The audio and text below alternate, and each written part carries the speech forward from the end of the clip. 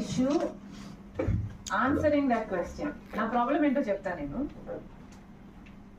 మేము ప్రజా సమస్య మీద ఒక పోరాటం చేస్తాం, లేదా ఒక ప్రెస్ మీట్ పెడతాం.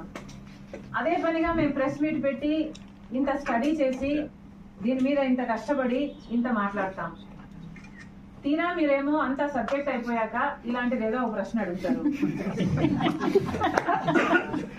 యా, సో ఇదంతా మర్చిపోతారు.